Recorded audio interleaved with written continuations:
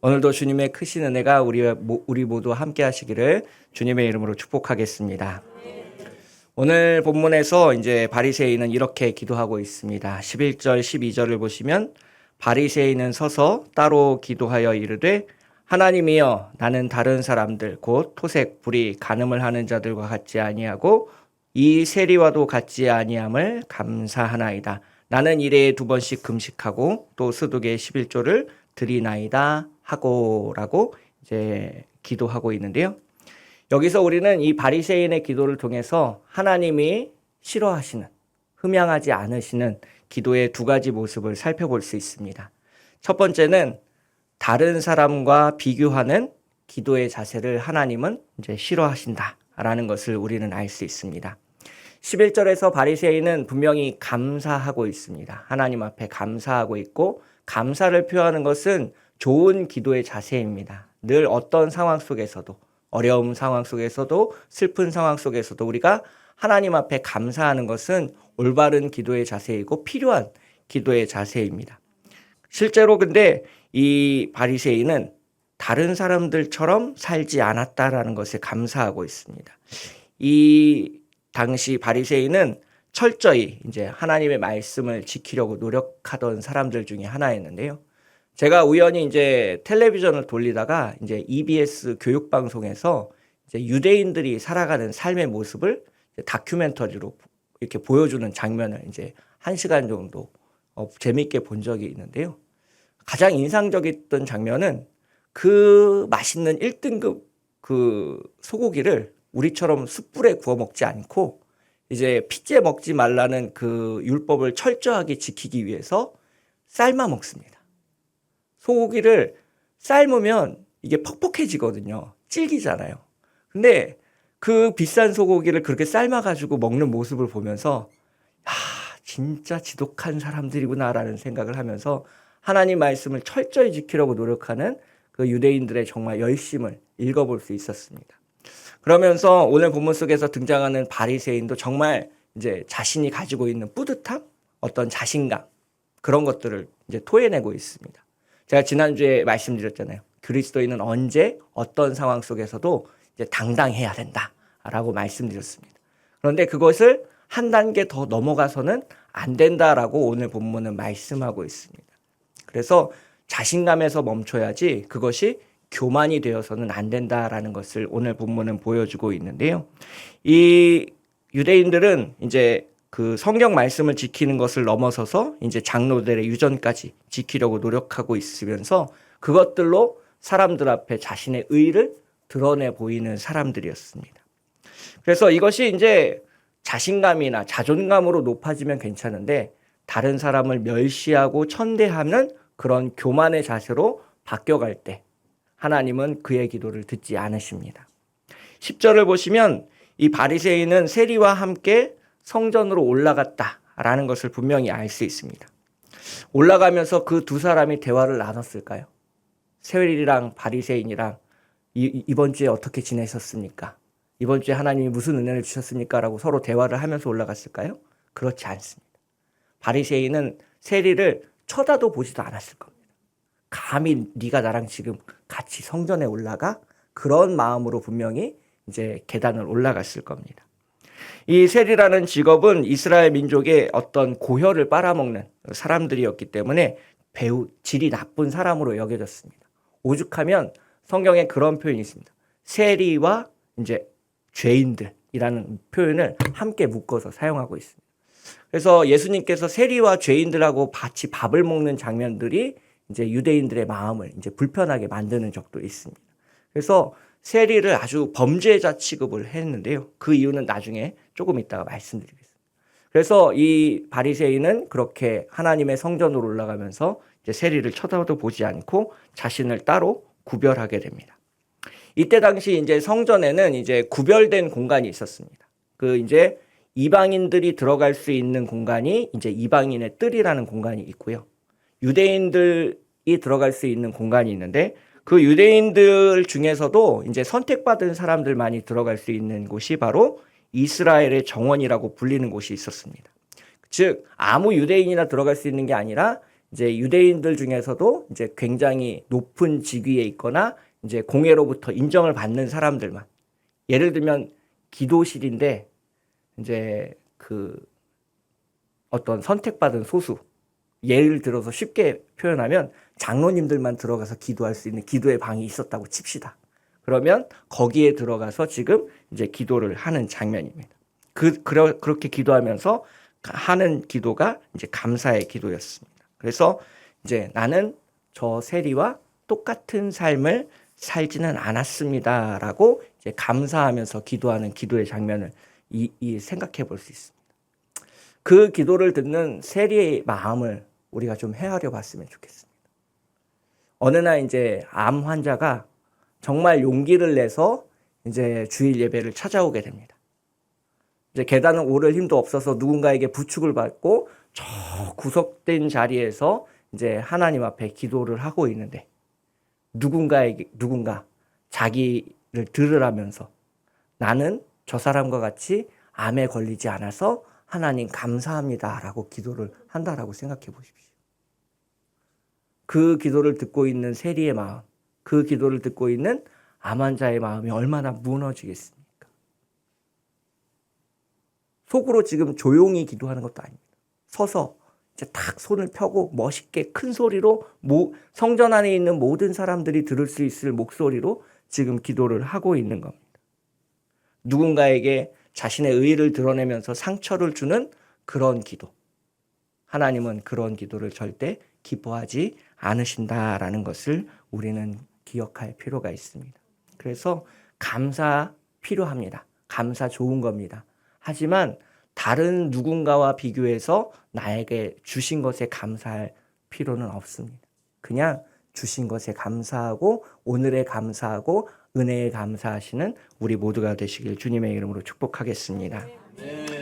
두 번째로 이 바리새인의 기도는 자신의 업적, 자신의 공적을 드러내는 기도였습니다. 일주일에 2번씩 금식하고 있습니다.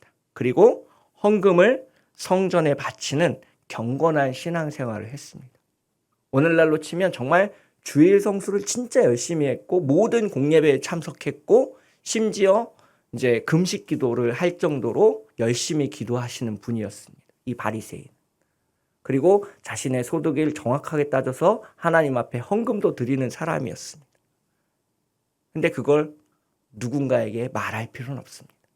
하나님만 아시면 됩니다. 내가 열심히 기도하고 있고 내가 열심히 신앙생활하고 있고 내가 주님을 위해서 최선을 다하고 있다는 것을 누군가에게 드러낼 필요는 없습니다. 하나님과 나 사이에 하나님만 알아주시면 된다라는 것을 믿으시는 우리 모두가 되시길 주님의 이름으로 축복하겠습니다. 누가복음 17장 10절을 보시면 예수님은 분명히 이렇게 말씀하셨습니다. 이와 같이 너희도 명령받은 것을 다 행한 후에 이르기를 우리는 무익한 종이라 우리가 하여야 할 일을 한 것뿐이라 할지니라. 나의 공적이 아니라 주신 은혜가 너무 커서 주님 내가 당연히 이것을 드려야 되는 것입니다. 이것을 드릴 수 있어서 내가 기쁩니다. 감사합니다. 이렇게 고백하시는 더사랑교회 성도 여러분 되시길 주님의 이름으로 축복하겠습니다. 반면에 바리새인의 기도는 자기를 의롭다고 믿고 다른 사람을 멸시하는 기도였습니다. 바리새인은 11조를 드릴 수 있을 만큼 풍부한 삶을 살았습니다. 정한 날에 금식할 만큼 하나님을 향한 열심도 있었습니다. 그러나 그런 마음으로 누군가를 멸시하며 천대하며 기도했습니다. 그리고 다른 사람 앞에서 자신의 신앙생활을 자랑했습니다. 마음의 중심을 보시는 하나님은 그런 바리새인의 기도를 하나도 기뻐하지 않으셨습니다. 반면에 세리의 기도는 하나님이 기뻐하셨습니다. 예수님도 칭찬하셨습니다. 왜 그럴까요? 세리는 당시에 로마로부터 임명된 사람들입니다. 세금을 걷는 사람입니다. 오늘날로 치면 이제 세금을 걷는 공무원 정도에 해당하게 되는데요. 이 로마는 이 세리들을 임명하기만 하지 월급을 주지는 않습니다. 이 세리라는 직함만 있고 월급은 없습니다. 그래서 이 세리는 어떻게 해야 되냐면, 예를 들면 이제 이 강남구를 예를 들면 제가 세리고 강남구에 임명이 되잖아요. 그러면 강남구에 그 1년치 세금을 할당해 줍니다. 뭐 100달란트면 100달란트, 1000달란트면 1000달란트를 할당해 줍니다. 그러면 내가 세금 걷는 세리면 무조건 1000달란트를 맞춰서 로마 본국으로 송금을 해야 되는 의무가 있습니다. 더 걷어도 되고 덜 걷어도 됩니다. 내가 부족한 걸 채워서 이 1000달란트를 맞춰도 되고요. 내가 2000달란트를 걷어들이고 1000달란트만 로마 본국에 송금해도 됩니다. 세금을 걷고 남은 게 나의 몫이 되는 겁니다. 그러면 여기서 우리는 이제 유혹이 찾아오죠. 1100달란트 정도만 걷어서 100달란트 정도만 나의 생활비로 쓰고 1000달란트는 본국으로 송금하면 되겠지만 모든 세리가 그렇진 않았습니다. 2000달란트, 3000달란트를 걷어도 그걸 막을 사람이 없었습니다. 그걸 막는 사람은 로마에 반항하는 사람이었기 때문에 내가 바로 로마 제국에 신고를 할 수 있는 권리가 세리에게는 있었습니다. 그러니 유대 민족들이 보기에 이 세리는 얼마나 악질적인 사람이겠습니까? 걷어도 되지 않는 돈을 걷는 사람처럼 보이지 않겠습니까? 저 사람은 호의호식 하는데 아무것도 하지 않고 호의호식 하는데 나는 굶어 죽고 가고 있다면 수많은 사람들이 아마 그 세리를 싫어했을 겁니다. 우리 일제 식민지 치하를 생각해 보면 됩니다. 일제의 앞잡이 노릇을 했던 사람들을 그렇게 많이 미워했습니다. 그런 미워하는 마음이 세리를 향한 마음이었습니다. 나라를 팔아먹은 놈, 배신자, 동족의 고혈을 빨아먹는 사람이 세리였습니다. 그래서 같은 유대인이라고 하더라도 이 세리를 쳐다도 보지도 않았습니다. 같이 밥 먹지 않았어요. 그 마음이 충분히 이해가 되죠. 그런데 이제 예수님께서 오셔서 그런 세리, 마태를 자신의 제자로 부르셨습니다. 이게 얼마나 충격적인 사건입니까? 그러니까 제자들 사이에서도 막 싸움이 나는 겁니다. 저 세리와 같은 사람하고 나가 같은 동급의 제자라고 하니 얼마나 싸움이 많이 일어나겠습니까? 그래서 세리는 자신을 사람들이 싫어한다는 걸 알고 있었습니다. 오늘 본문 13절을 보시면 이 성전을 향해서 가까이 가지 못하는 세리의 모습을 볼 수 있습니다. 멀리 서서 기도했습니다. 오늘날로 치면 예배당에 들어오지 못하고 예배당 문 밖에서 기도한 겁니다. 아까 바리새인이 들어갔던 이스라엘의 뜰, 뭐 그런 좋은 곳에는 가지도 못하고요. 경계선 밖에 서서 기도한 것을 우리는 알 수 있습니다. 감히 눈을 들어 하늘을 바라보지도 못했습니다. 그리고 자기의 손으로 가슴을 쳤습니다. 그리고 이렇게 기도했습니다. 주여 나를 불쌍히 여기소서. 나는 죄인입니다. 우리는 여기서 세리의 기도의 특징을 살펴볼 수 있습니다. 이 세리는 자신이 죄인이라는 것을 고백했습니다. 눈을 들어 하늘을 쳐다보지도 못하고 가슴을 치며 하는 이 기도가 자신의 죄를 인정하고 회개를 했다라는 것을 정황적으로 보여주고 있습니다. 먹고 살기 위해서 어쩔 수 없이 다른 사람들이 싫어하는 일을 해야 했지만 그 현실을 인정하고 내가 나쁜 짓을 했지만 많은 사람들이 싫어하는 일을 했지만 주님과 가까이 가고 싶습니다. 주님 나를 용서하여 주시옵시고 불쌍히 여겨 주시옵시고 안아 주시옵소서. 이 한글 성경에서는 불쌍히 여겨 주시옵소서라고 이렇게 굉장히 단순하고 표현하고 있는데요. 이 원어를 살펴보면 이제 나를 빨래통에 넣고 한번 이렇게 휘저어서 깨끗이 빨아 주십시오라는 뜻입니다. 우리 이 어떤 장면을 떠올리시면 좋냐면 옛날 드라마 같은 데 보면 이제 아들이 아빠랑 이렇게 탁 싸우고 집을 나가서 이제 도시로 갑니다. 도시에서 이제 자수성가 해가지고 돈을 많이 벌어가지고 이제 시골에 계신 아버지께 자랑하고 싶어서 10년 만에 고향으로 내려옵니다. 좋은 거 먹을 거 많이 사들고 집으로 딱 왔는데 그 아버지가 죽어 계신 겁니다. 그 아버지의 시체 앞에, 무덤 앞에 무릎 꿇고 울면서 내가 왜 왔는데 아버지 왜 안 계세요? 나 안아주셔야죠.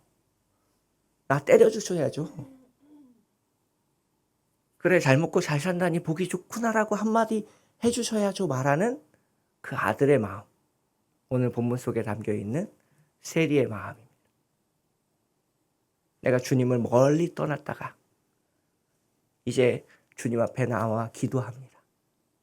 주님, 나를 정결하게 하여 주시옵시고 깨끗하게 하여 주시옵시고 나를 안아주시고 나를 다시 주님의 자녀로 받아 주시옵소서. 그래서 세리는 이렇게 말합니다. 하나님이여 불쌍히 여기소서 나는 죄인이로소이다. 세리가 드린 기도는 감사의 기도가 아니었습니다. 세리는 자신의 공로를 자랑하지 않았습니다. 세리는 다른 사람과 비교해서 차별하는 기도를 드리지 않았습니다. 세리가 드리는 기도는 매우 짧았습니다. 세리는 하나님 앞에 자비와 용서를 간구했습니다. 세리는 하나님 앞에 내세울 만한 것이 전혀 없었습니다. 세리는 자신이 의롭다고 생각하지 않았습니다. 세리는 하나님 앞에 한없이 부끄러웠습니다. 세리는 솔직하게 자신이 죄인임을 고백했습니다. 세리는 하나님 앞에 눈물을 흘리며 가슴을 치며 간구했습니다. 하나님이여 불쌍히 여기소서 나는 죄인이로소이다. 하나님 앞에 긍휼을 구하는 사람만이 천국에 들어간다라는 것을 꼭 기억하시는 우리 모두가 되시기를 주님의 이름으로 축복하겠습니다. 나에게 어떤 업적이 있어서 공로가 있어서 내가 바리새인보다 더 큰 열심이 있어서 하나님 나라에 들어갈 수 있는 것이 아닙니다. 내가 언제 어떤 순간에도 하나님 앞에 섰을 때 나는 부끄러운 죄인일 뿐입니다 라는 고백을 할 수 있는 더사랑교회 성도 여러분 되시길 주님의 이름으로 축복하겠습니다. 그래서 바리새인은 형식적으로 하나님께 기도했습니다. 그것은 기도가 아니었고 다른 사람들 앞에 자기를 드러내는 것이었습니다. 그것은 다른 사람을 멸시하는 것이었습니다. 예수님은 이런 바리새인을 향해 이렇게 말씀하셨습니다. 14절을 보시면 내가 너희에게 이르노니 이에 저 바리새인이 아니고 이 사람이 의롭다 하심을 받고 그의 집으로 내려갔느니라.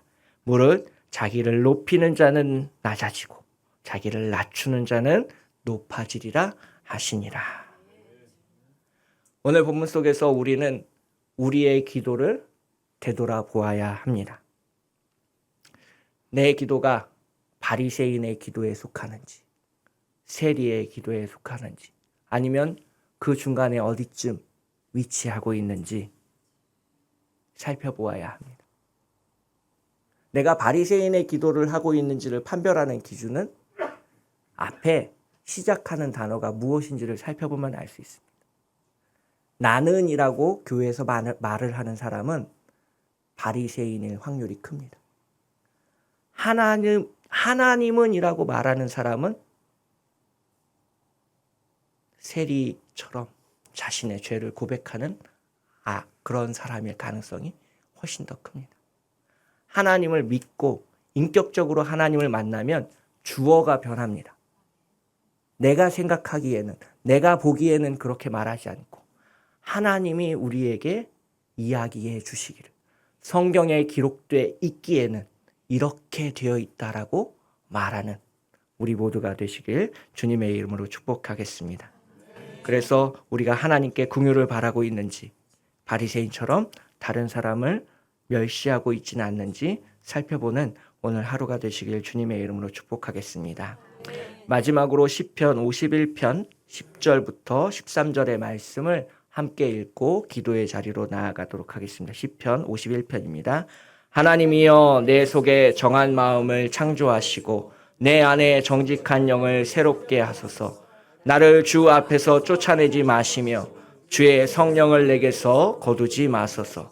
주의 구원의 즐거움을 내게 회복시켜 주시고 자원하는 심령을 주사 나를 붙드소서.